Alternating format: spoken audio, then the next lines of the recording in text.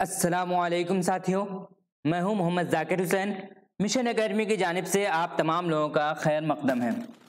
साथियों, आज हमारा पहला चैप्टर का ये आखिरी क्लास होगा, यानी 5वां क्लास। इससे पहले इस चैप्टर में 4 क्लास हो चुका है, जिसे आप लोगों ने अच्छे से किया था। एक एक टॉपिक को बहुत ही अच्छे तरीके से बताया गया है। तो जिन लोगों ने क्लास किया है उनको मालूम है, और जिन लोगों ने नहीं किया है उनसे मेरी गुजारिश ये है कि आप जा करके उन तमाम क्लास को कर लीजिए। बहुत ही फ़ायदा होगा। इम्तिहान के नज़रिए से अच्छे टॉपिक को, अच्छे नहीं बल्कि तमाम टॉपिक को कवर किया गया है जो इम्तिहान में पूछा जाता है। ठीक है, आज इस चैप्टर का यानी ज़बान की आमोजिश और हुसूलियाबी या इक्तिसाब, इस चैप्टर का आज ये हमारा आखिरी क्लास होगा, यानी क्लास नंबर 5। क्लास का वक्त आपको मालूम है कि रोजाना 3 बजे 3 PM में आपका क्लास होता है। तो आप लोग वक्त पर जुड़िए, ये ज्यादा अच्छा होगा कि आप वक्त पर जुड़िए। मैं रहता हूं आपके साथ, और अगर आपका कोई सवाल होता है वहां लिखने के बाद मैं आपका जवाब भी देता हूं। तो आप लोग कोशिश कीजिए, बल्कि इस वक्त को बना लीजिए कि अब 3 बजे हर हाल में क्लास कर लेंगे। बाद में करते हैं, अगर किसी परेशानी की वजह से, किसी मसरूफियत की वजह से तो कोई बात नहीं, लेकिन कोशिश कीजिए कि 3 बजे ही आप अपना क्लास करें।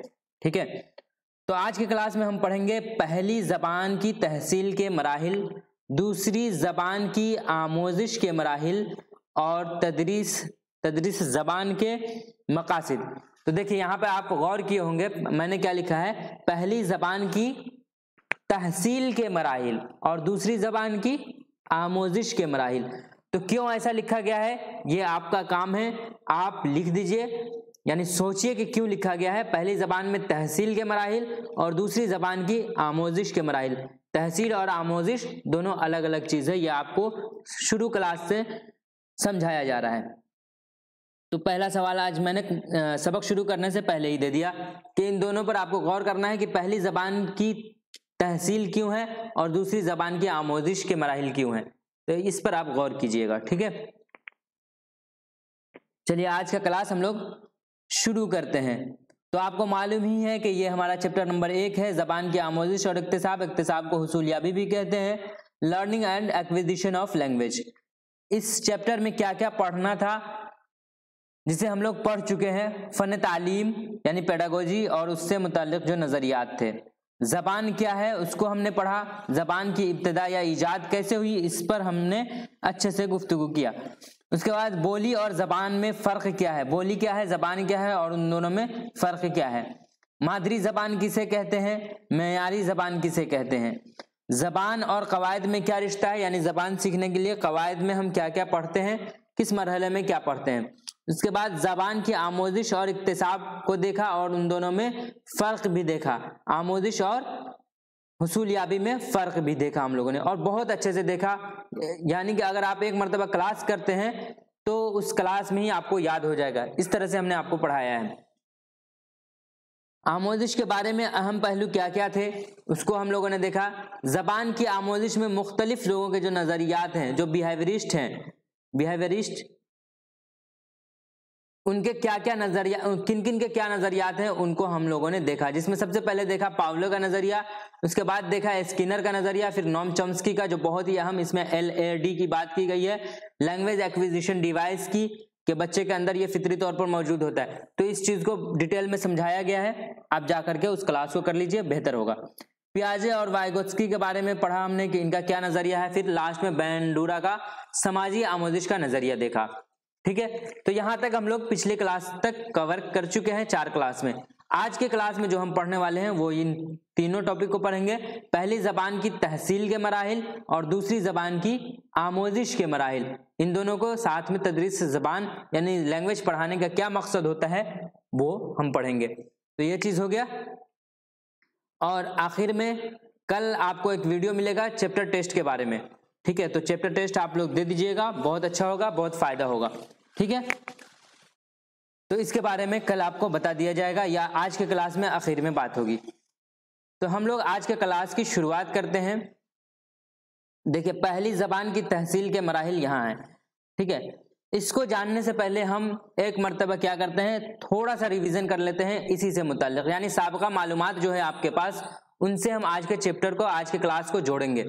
ठीक है, तो आपको मालूम है कि जबान किस तरह से सीखा जाता है, कितने तरीके होते हैं सीखने के। तो दो तरह से जबान सीखी जाती है, एक है फितरी और दूसरा है रस्मी। ये आपको बताया गया है। फितरी में क्या करते हैं हम लोग, मादरी जबान की बात करते हैं, यानी बच्चा जब जबान सीखता है पहली मर्तबा तो वो फितरी तौर पर सीखता है।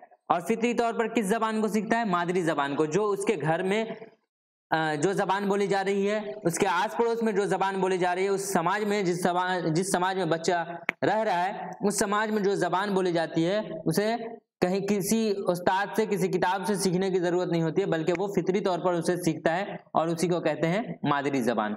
और दूसरी जबान जो वो बच्चा सीखना चाहता है या जो जबान उसे सिखाई जाती है अलग से, उसे कहते हैं रस्मी। रस्मी तौर पर दूसरी जबान को बच्चा सीखता है। तो एक होता है फितरी और दूसरा क्या, रस्मी।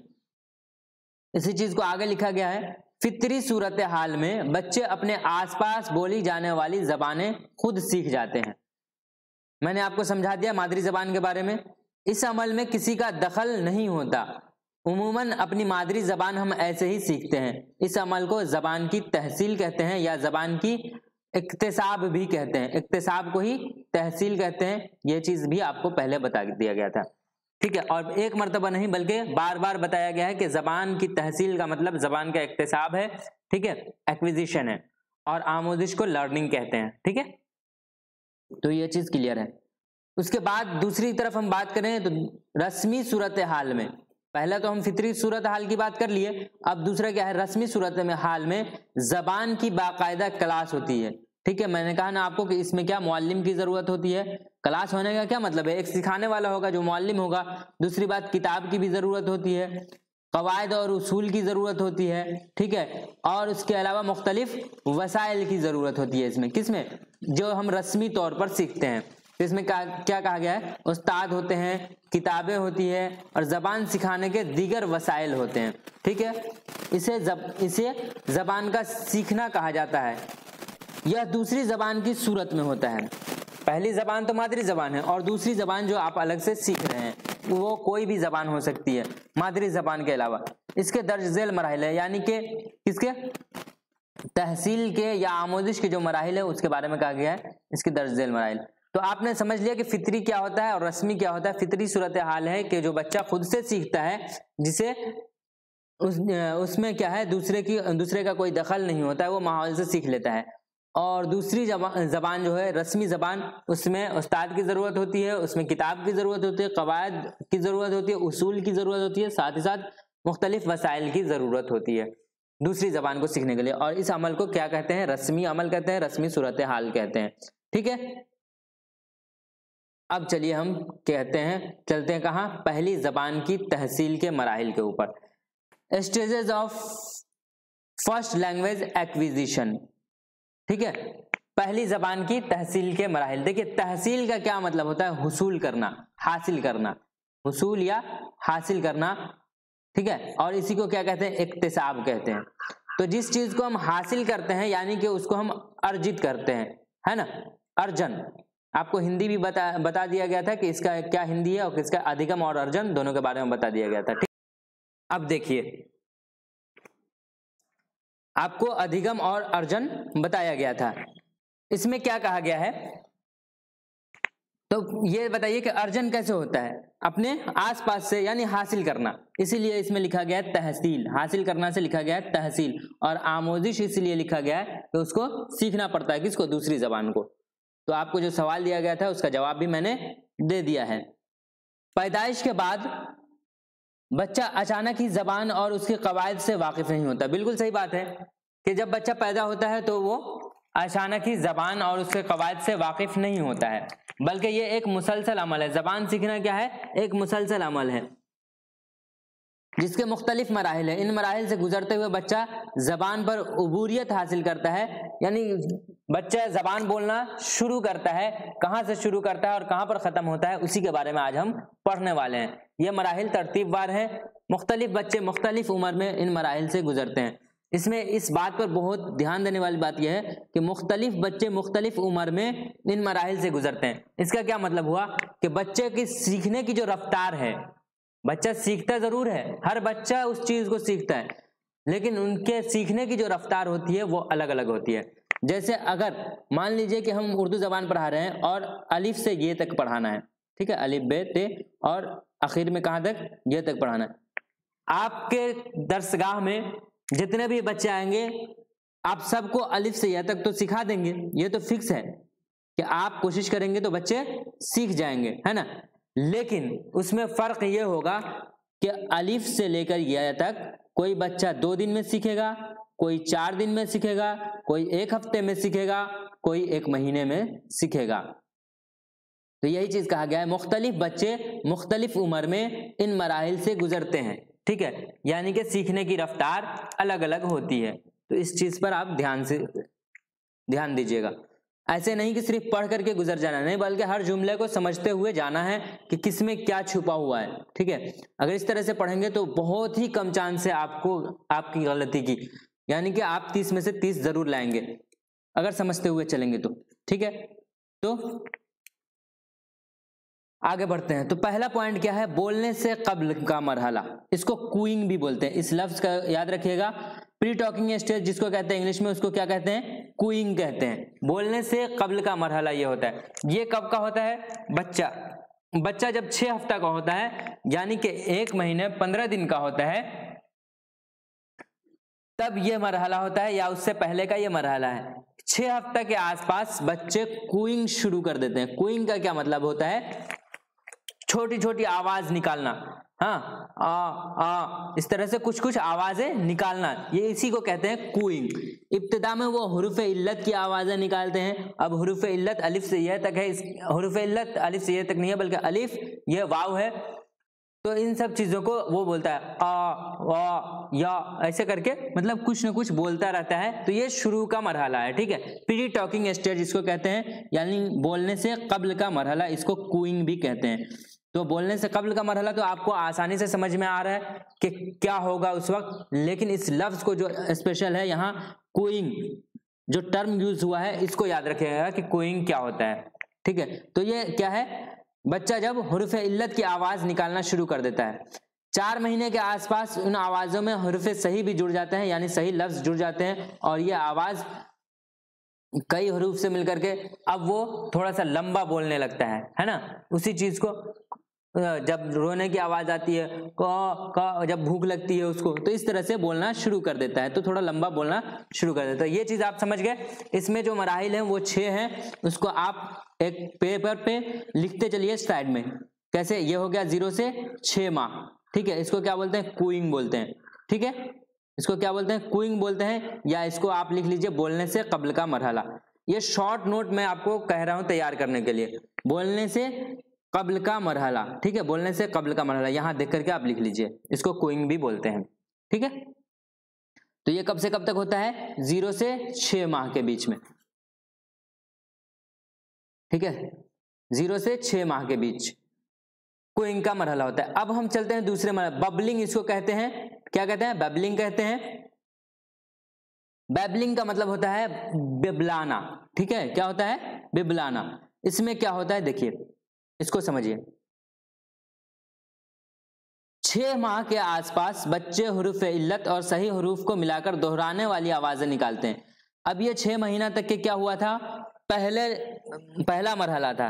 अब क्या है, दूसरा मरहला आ गया बैबलिंग का, जिसे बिबलाना कहते हैं। जैसे बा बा दा दा, 2-2 हुरूफ मिला करके, पहले तो एक हर्फ बोलता था बच्चा, अब क्या है 2-2 हुरूफ मिला करके बोलता है। जिसके पहले क्या था, प्री टॉकिंग स्टेज, बोलने से कब्ल का मरहला, कूइंग उसको बोलते थे।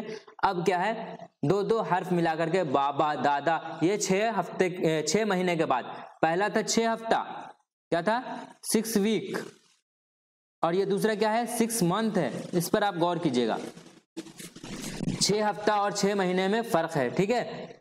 तो 6 हफ्ता में क्या होता रहता है, कूइंग का स्टेज होता है, और 6 महीने में या 6 महीने के आसपास वो इस तरह से बोलने लगता है, बा बा दा दा ना ना, ये इस तरह से अच्छे से बोलने लगता है। तो इसको क्या बोलते हैं, बैबलिंग स्टेज बोलते हैं। पहला है कूइंग स्टेज, दूसरा क्या हो गया, बैबलिंग स्टेज, ठीक है। अब दोनों के साइड में आप लिख लीजिएगा कब से कब तक, 6 महीना, ये 6 हफ्ता 6 वीक, और दूसरा क्या है 6 मंथ, ठीक है। ये हो गया 2 स्टेज हो गया हमारा। पहला 6 हफ्ता, दूसरा 6 महीना। अब पहला क्या था, अब तीसरा क्या है, एक लफ्ज का मरहला, इसको बोलते हैं होलोफेरेजिक स्टेज। क्या बोलते हैं इसको, होलोफेरेजिक स्टेज। तो इसमें क्या होता है, ये कब से कब तक का होता है, ये 9 से 18 महीने, हाँ 9 से ये 18 महीने के बीच का होता है। ठीक है, ये उल्टा लिखा गया है, इधर ऐसे होना चाहिए 9 से 18। ठीक है, तो ये 9 से 18 महीने के बीच क्या होता है, ये पहला होता है, एक लफ्ज का मरहला होता है। पहले लफ्ज का मरहला कब होता है, ये 9 से 18 महीने के बीच में, इसको बोलते हैं होलोफेरेजिक। तो लाइन से आप लिखते चलिए। ठीक है, होलोफेरेजिक पहला क्या था, बोलने से कबल का मरहला, दूसरा क्या था बैबलिंग यानी बिबलाना, और तीसरा क्या है होलोफेरेजिक। तकरीबन 9 माह की उम्र में, 9 से 18 है ना, तकरीबन 9 माह की उम्र में बच्चा पहला लफ्ज बोलता है। तकरीबन 1 साल की उम्र में वो ऐसे बहुत से अल्फाज बोलने लगता है। इस मरहला में एक अकेला लफ्ज ही पूरे जुमले की नुमाइंदगी करता है। इसका क्या मतलब हुआ, जब बच्चा 9 महीने का होता है तो वो एक लफ्ज बोलना शुरू करता है, यानी वो माहौल से जिन चीजों को वो सुनता है वो समझ चुका होता है कि इस लफ्ज को, इस चीज को ये नाम दिया गया है, और वो पूरी बात नहीं बोल पाता है, लेकिन एक एक लफ्ज बोलता है, इशारे कर देता है, इशारे से समझ में आ जाता है कि वो क्या बोलना चाह रहा है। तो इसमें क्या है, जैसे उसे पानी मांगना हो तो वो क्या बोलेगा, मम मम, प्यास लगी होती है या खाना खिला रहे हैं आप, और उसको जब तीखा लगता है, मिर्च का असर होता है, तब वो मम मम बोलता है। पानी एक लफ्ज बोलता है, मम पानी, मम पानी, इस तरह से कोई मम बोलता है, ज्यादातर बच्चे मम बोलते हैं पानी को। ठीक है, तो ये चीज है। तो ये क्या है, एक लफ्ज का मरहला है। तो ये कब होता है, 9 से 18 महीने के बीच। तो आपका क्या हो गया, 3 हो गया। पहला क्या था, बोलने से कब्ल का मरहला, ठीक है, कुइंग उसको बोलते हैं। दूसरा क्या था, याद करते हुए चलिए, दूसरा क्या था, बैबलिंग था। और तीसरा क्या था, अभी आ गया होलोफेरेजिक। तीसरा क्या है, होलोफेरेजिक। ठीक है, लिखते हुए चलिए, ज्यादा अच्छा होगा। अब ये हो गया 3। अब चौथा क्या है, 2 अल्फाज का मरहला। जब हम एक लफ्ज से गुजर गए तो अब जाहिर सी बात है तरक्की करेंगे, है ना, बच्चा तरक्की करेगा। एक लफ्ज सीख लिया तो आगे क्या होगा, उसके आगे वो सीखेगा। तो 2 लफ्ज का मरहला आ जाता है, वो होता है 18 से 24 माह के बीच। ठीक है, 18 से 24 माह के बीच। पहला क्या था, 9 से 18 माह के बीच, यही था ना, हाँ 9 से 18। अब इससे आगे बढ़ेगा तो 18 से 24, यानी कि 1.5 साल से 2 साल की उम्र की बात हो रही है यहाँ। ठीक है, इस मरहला में बच्चे क्या करते हैं, छोटे छोटे जुमला जो कि 2 लफ्जों से मिलकर बने होते हैं बोलते हैं। पहले तो एक लफ्ज ही बोलता था, अब छोटा छोटा जुमला बोलने लगा। और जुमला क्या है, लफ्जों से मिलकर के बना होता है। पहले जहां एक लफ्ज जैसे पानी पूरे जुमले की नुमाइंदगी करता था, यानी मम बोलता था, तो घर के लोग समझ जाते थे कि अच्छा बच्चा क्या मांग रहा है, पानी मांग रहा है। पानी बोलता था तो पानी मांग रहा है, तो एक लफ्ज बोलता था। लेकिन अब उसके साथ फेल भी जुड़ जाता है, यानी बच्चा अब क्या कहता है, पानी दे दो या पानी दो। ठीक है, कब, ये 18 से 24 माह, यानी 1.5 से 2 साल का जब बच्चा हो जाता है तो क्या कहता है, पूरे जुमला बोलने की कोशिश करता है, लेकिन मुकम्मल तो अभी भी नहीं बोल पाता है, लेकिन इसमें फेल जुड़ जाता है। ठीक है, कुछ बातें और वाज़ेह तौर से बोलने लगता है। जैसे पहले सिर्फ मम बोलता था, अब मम मम दो, यानी पानी दो। ठीक है, पानी दो, तो इस तरह से बोलने लगता है। उसके बाद इसके पास तकरीबन 50 लफ्जों का मजमुआ हो जाता है। कब तक, 2 साल के अंदर अंदर में इस बच्चे के पास 50 लफ्जों का मजमुआ हो जाता है। इन लफ्जों को बच्चा जोड़ी में इस्तेमाल करके अपनी माफी ज़मीर अदा करता है। माफी ज़मीर का मतलब यह है कि बच्चा जो कहना चाहता है उसको वो अदा कर देता है। ठीक है, उसको वो बोल देता है। माफी ज़मीर का यही मतलब है। तो आप समझ गए। अब यहाँ पर हम लोगों का क्या हो गया, 4 स्टेज खत्म हो गया। फिर हम अब शुरू से उसका रिवीजन करते हैं। पहला क्या था, 6 हफ्ता था। 6 हफ्ते तक यानी 0 से 6 हफ्ता में क्या करता है बच्चा, कुइंग शुरू कर देता है ना।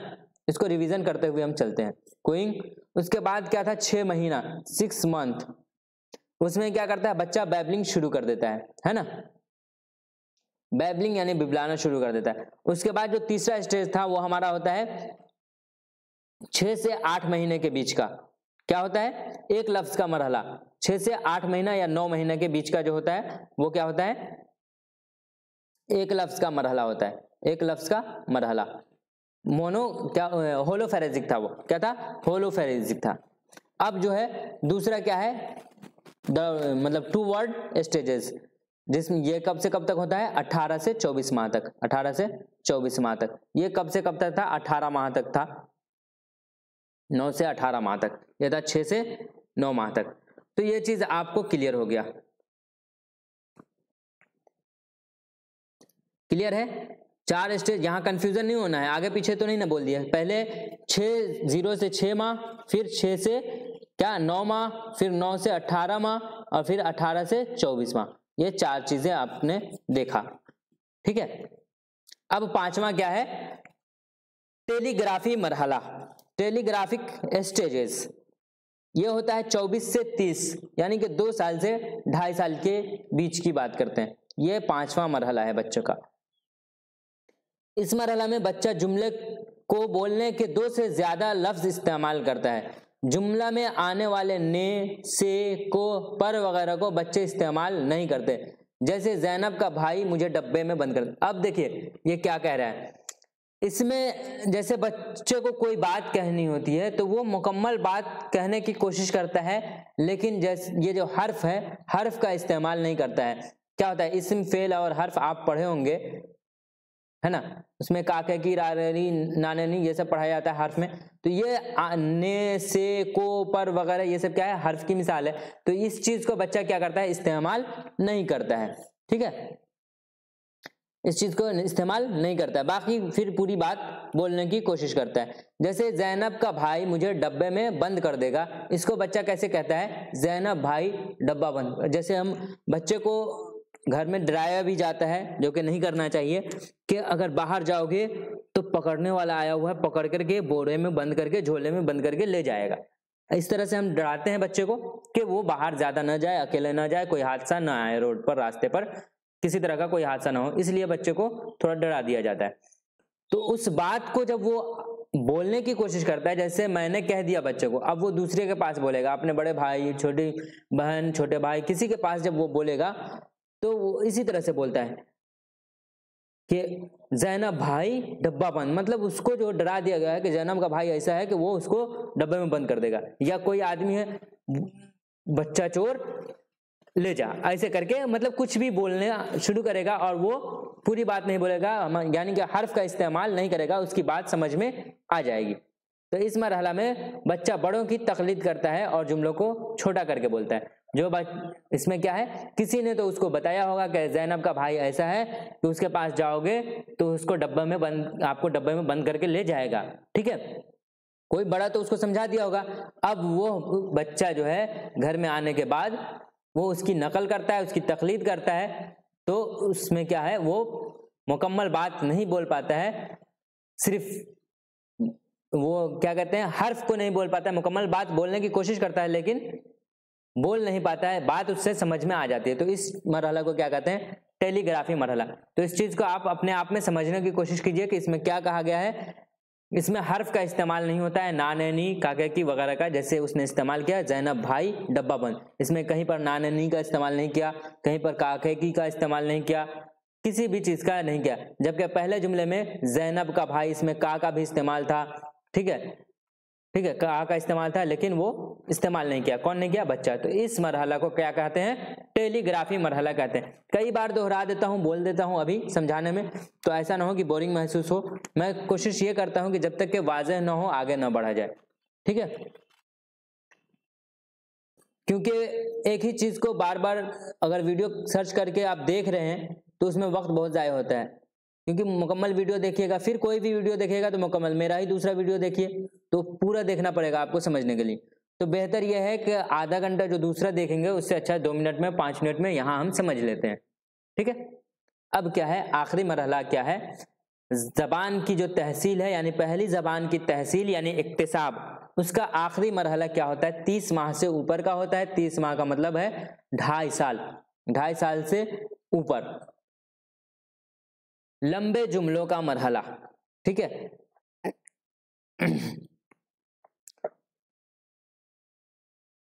इसमें क्या कहा गया है, वक्त के साथ बच्चों की लुगत में इजाफा होता जाता है, यानी बच्चे जो लफ्ज सीखते हैं उसमें वक्त के साथ, जाहिर सी बात है हर बच्चे के साथ ऐसा ही होता है कि वो धीरे धीरे जबान कैसे सीखता है, क्योंकि उसके पास लफ्जों का जखीरा हो जाता है, अल्फाज का जखीरा उसके पास मौजूद होता है, इस वजह से वो बोल पाता है। मैं इतनी देर से आपसे क्यों गुफ्तगू कर रहा हूँ, क्योंकि हमारे पास लफ्जों के बेशुमार लफ्ज हैं, यानी लफ्जों का जखीरा हमारे पास मौजूद है, इसलिए मैं आपसे इतना देर से बात कर पा रहा हूँ। तो इसमें क्या कहा गया है, वक्त के साथ बच्चों के लुगत में इजाफा होता जाता है, उनके जुमलों में भी अल्फाज की तादाद बढ़ती जाती है। ठीक है, ये बात सही है। जो सफर बच्चों का जो सफर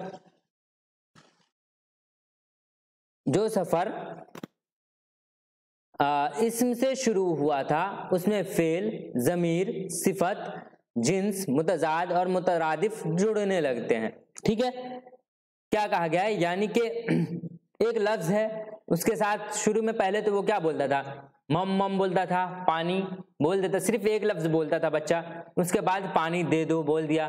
ठीक है, अब क्या है, उसके बाद एक स्टेज आया जिसमें उसने क्या कहा, ज़ैनब का भाई डब्बा बंद, तो उसमें क्या ज़मीर का भी इस्तेमाल किया, जिन्स का भी इस्तेमाल किया। इसी तरह से उसके जुमलों में क्या है, मुतजाद और मुतरादिफ लफ्ज वगैरह भी जुड़ते जाते हैं वक्त के साथ। बच्चे की जबान तरसीली हो जाती है, यानी उस बच्चे उस हद तक सीख गए होते हैं कि वो एक दूसरे से बात कर सके, बात करने के काबिल हो गए होते हैं। लेकिन यह भी ध्यान रहे कि इस मामले में तगय्युर यानी वेरिएशन भी खूब पाया जाता है, यानी तमाम बच्चे एक मुतय्यना उम्र में ज़बानी नशोनुमा में यकसा नहीं हो सकते। ये चीज़ मैंने आपको शुरू में ही समझाया था। वेरिएशन का क्या मतलब है कि बच्चे सीखते तो ज़रूर है, मैंने मिसाल भी दिया था कि अगर आप किसी बच्चे को उर्दू सिखा रहे हैं, उर्दू हुर्फ तहज्जुद सिखा रहे हैं, और उसको आपने अलिफ से सिखाना शुरू किया और कहाँ तक ले गए, ये तक ले गए।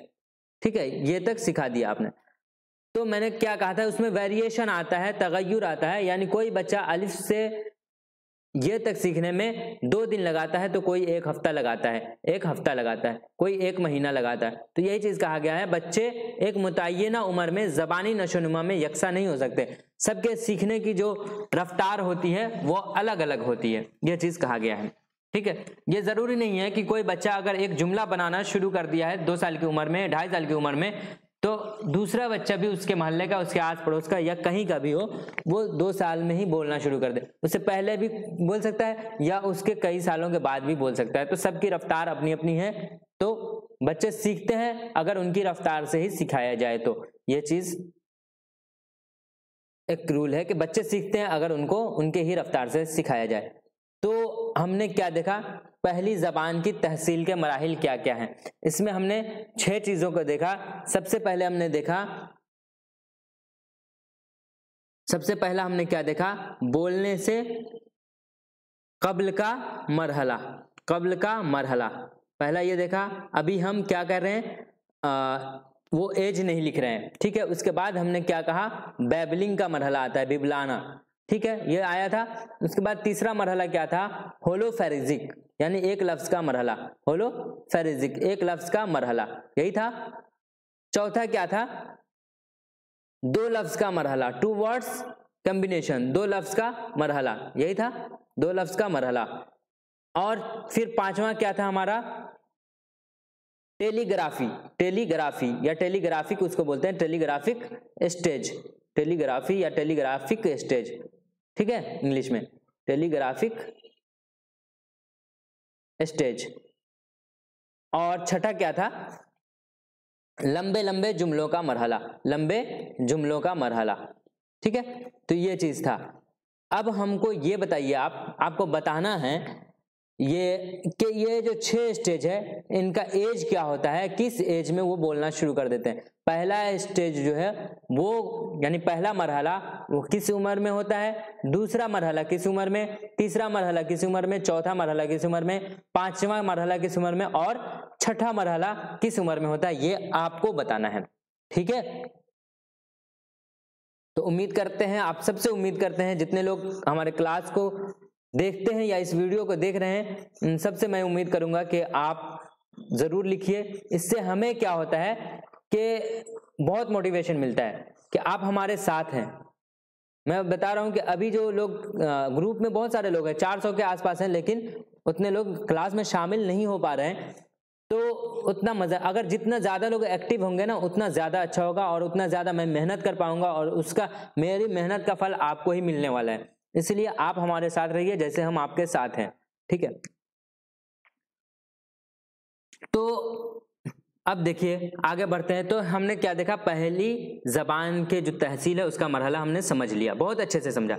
उसके बाद दूसरी जबान की आमोजिश, अब तहसील नहीं है, यहाँ आमोजिश है, क्योंकि दूसरी जबान हमें क्या होता है, सीखना पड़ता है, हासिल नहीं करना पड़ता। हासिल नहीं होता है बल्कि उसे हम सीखना पड़ता है, यानी इसको अधिगम करना पड़ता है, यह अर्जन नहीं होता है, ठीक है, लर्न करना पड़ता है। इसमें जो मराहिल है उसमें सबसे पहला है खामोश या तहसीली मरहला। इसमें क्या कहा जाता है कि बच्चा क्या होता है, जब समाज में होता है वो तो सबसे पहले क्या सीखता है, मादरी जबान सीख लिया। मादरी जबान सीखने के बाद वो जब बच्चा घर से निकलता है, माहौल से निकलता है, या उसी माहौल में दूसरे लोगों से मिलता है जो दूसरी जबान बोल रहे होते हैं, या स्कूल वगैरह जाता है, स्कूल जाता है, तो क्या होता है वहां दूसरी जबान उसे सुनने को मिलता है। तब क्या करता है बच्चा, जब दूसरे लोग बात कर रहे होते हैं उनकी मादरी जबान के अलावा किसी दूसरी जबान में, तो बच्चा गौर से सिर्फ सुनता है, वो कुछ बोलता नहीं है, क्योंकि उसे वो जबान नहीं आती है, वो जबान नहीं आती। जैसे चाहे आप किसी भी स्टेज में हो, अगर हमें अभी कह दिया जाए चाइनीज बोलने के लिए, या दो लोग खड़े हो चाइनीज में बात कर रहे हो, तो क्या हम बात कर पाएंगे? नहीं कर पाएंगे। हम सिर्फ क्या करेंगे, उनके हाव भाव को देखेंगे और उनके लफ्जों को सुनेंगे और एक दो लफ्ज पकड़ लेंगे कि अच्छा ये बोल रहा था, यहाँ पर ऐसा बोला है ना, यही करते हैं और कुछ तो करते नहीं। इसी तरह से बच्चे का जो स्टेज होता है, जो मरहला है ये, उसमें खामोश या तहसीली मरहला में क्या कहा गया है कि बच्चे जब जबान सुनते हैं नई जबान को, तो वो खामोश रहते हैं और वो क्या करते हैं, उस जबान में से हर्फ को पकड़ते हैं, लफ्ज को पकड़ते हैं और उसे मश्क करते हैं, बोलने की कोशिश करते हैं। तो यही चीज है इसमें। इस मरहला में आमोजगार, आमोजगार का मतलब होता है सीखने वाला, ठीक है, और इससे मुराद होता है बच्चा। पेडागोजी में जब भी हम बात करेंगे तो सिखाने वाला नहीं बल्कि सीखने वाला, और सीखने वाला बच्चा होता है, ठीक है। क्लासरूम में या क्लासरूम से बाहर भी, कहने का मतलब ये है कि छोटी क्लास के जो बच्चे हैं उसके बारे में हम लोग पढ़ रहे हैं, क्योंकि सीटेट की तैयारी कर रहे हैं तो मालूम है आपको कहाँ तक पढ़ना है। इस मरहले में आमोजगार नई जबान के अल्फाज को सीखने और नए अल्फाज को बोलने की मशक में वक्त सर्फ करता है। यही चीज मैंने कहा कि बच्चे जब नई जबान को सुनते हैं तो वो सिर्फ सुनते हैं, बाद में वो क्या करते हैं, नए नए अल्फाज को बोलने की कोशिश करते हैं और उसकी मशक करते हैं और इसी में अपना वक्त लगाते हैं। इस मरहला में अमली रवानी और समझ के साथ नई जबान में इजहार नहीं कर सकता है, ठीक है। बच्चा सिर्फ सुनता है, वो समझ पाए ना पाए, लेकिन कुछ कुछ लफ्ज है जो वो याद करने की कोशिश करता है, ठीक है, मश्क करने की कोशिश करता है। वो उसकी समझ की कोई बात नहीं है इसमें। इस मरहले में समझ नहीं पाता है बल्कि सिर्फ सुनता है खामोशी से। तो खामोश लफ्ज ही से ही आपको मालूम हो जाएगा कि खामोश लफ्ज का ही मतलब है कि बच्चा खामोश रहता है, सिर्फ सुनता है, ठीक है। दूसरी बात क्या है, इब्तिदाई तैयारी, अर्ली प्रोडक्शन। अब तैयारी का क्या मतलब है, बच्चा लफ्ज को सुन लिया, अब इब्तिदाई तैयारी करेगा, यानी जबान की बात है तो जाहिर सी बात है जबान बोलने की तैयारी करेगा। इब्तिदाई तैयारी का यही मतलब है, जबान बोलने की शुरुआती तैयारी। इब्तिदाई का मतलब होता है शुरुआती, ठीक है। तो ये चीज है। इस मरहला में बच्चा नए अल्फाज को सीखने के साथ कुछ अल्फाज और फ्रेजेस यानी कि मुहावरा, ठीक है, या जरबुल अमसाल इसको कहते हैं, जरबुल अमसाल, तो इसकी अदायगी करने लगता है इस मरहला में। किस मरहला में, इब्तिदाई मरहला में बच्चा जो है अल्फाज को सीखने के साथ साथ मुहावरात वगैरह की अदायगी करने लगता है, जो गुज़िश्ता सीखे गए अल्फाज से मिलकर बने होते हैं। पहले स्टेज में बच्चे ने सीखा यानी सुना और उसको बोलने की मश्क किया। उसके बाद जब बच्चा सीख लेता है तो उसकी क्या करता है, बोलने की कोशिश करता है, अदा करने की, उस लफ्ज को अदा करने की कोशिश करता है ना। उसके बाद क्या होता है,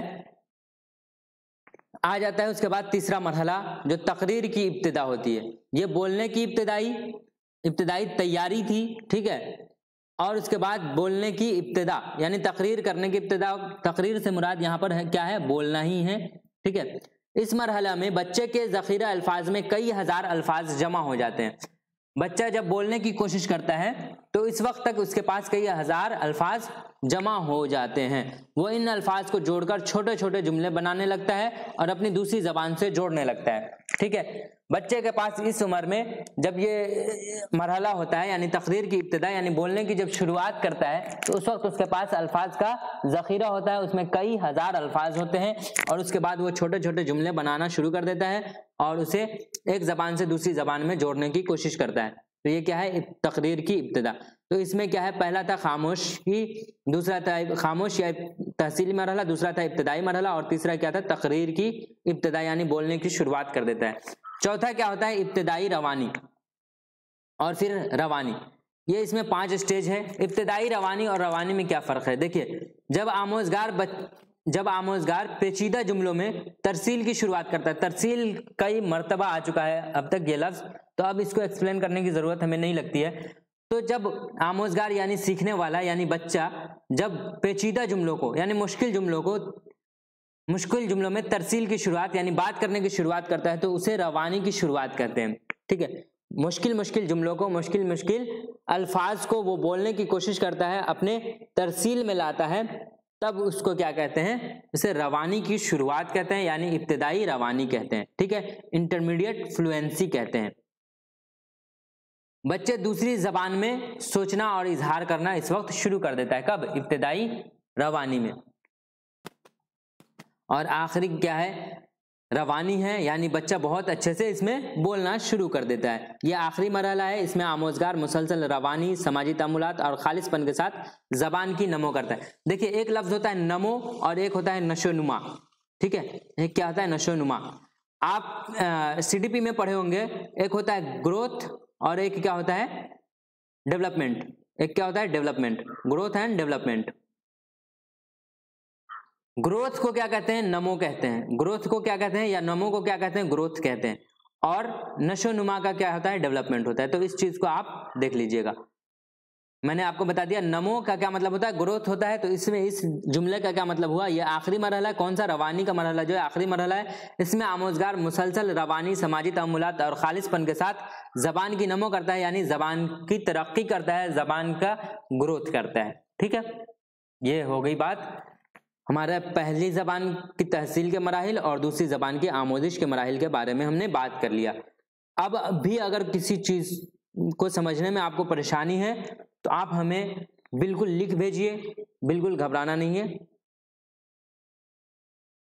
मैं आपके सवाल का जवाब देता हूं और समझाता हूं हमेशा। ठीक है, इब्तिदाई सतह पर तदरीस ज़बान का मकासद अब हम पढ़ रहे हैं। ठीक है, इसका क्या मकसद होता है, हमने बहुत कुछ पढ़ लिया अब तक। ठीक है, लेकिन क्यों पढ़ा, इसका क्या मकसद होता है, बच्चों को हम ज़बान क्यों पढ़ाते हैं, इसके बारे में हम लोग जान लेते हैं कि ज़बान पढ़ाने का मकसद एक मुअल्लिम का क्या होना चाहिए।